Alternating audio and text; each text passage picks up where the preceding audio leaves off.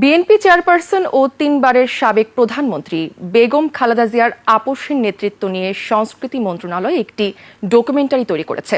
প্রধান উপদেষ্টার official Facebook পেজে শেয়ার করা এই ডকুমেন্টারিটি দেখে আসি চলুন।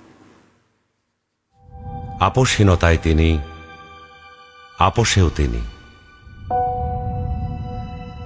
বাংলাদেশের রাজনীতিতে তিনি এক নিঃসঙ্গ শেরপা। এরশাদের স্বৈরশাসনের বিরুদ্ধে সদ্য রাজনীতিতে এসে তিনি গণতন্ত্রের প্রশ্নে অবিস্মরণীয় ভূমিকা রেখে ভূষিত হলেন আপোষহীন নেতৃত্বে। 2007-এর 1/11-এর দুঃশাসনের কালেও আপোষহীন রইলেন। নিজের এবং সন্তানদের নিরাপদ জীবনের প্রতিশ্রুতির বিনিময়ে গণতন্ত্রহীনতাকে মেনে নিলেন না। ফ্যাসিস্ট হাসিনার আমলে বিদেশ থেকে ফিরে এসে মিথ্যা মামলা মোকাবেলা করে জেলে চলে গেলেন। তবুও আধিপত্যবাদী রাজনীতির সাথে আপোষ করলেন না, হয়ে উঠলেন ফ্যাসিস্ট শাসন বিরোধী লড়াইয়ের অনন্ত প্রেরণা। তবে কি তিনি কখনোই আপোষ করেননি? অবশ্যই করেছেন।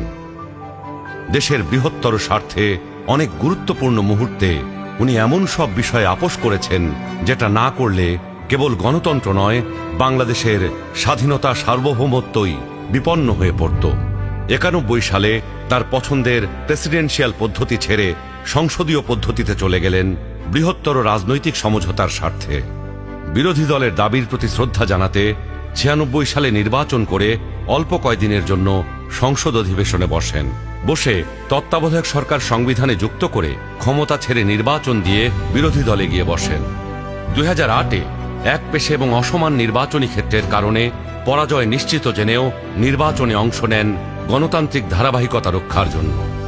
সকল মানুষের মতোই তিনিও নিশ্চয়ই সীমাবদ্ধতার ঊর্ধ্বে ছিলেন না, কিন্তু শিষ্টাচার, সৌজন্যবোধ, দৃঢ়তা, দূরদর্শিতা এবং প্রজ্ঞার সমন্বয়ে তিনি হয়ে উঠেছেন বাংলাদেশের রাজনৈতিক ইতিহাসের এক অনন্য চরিত্র।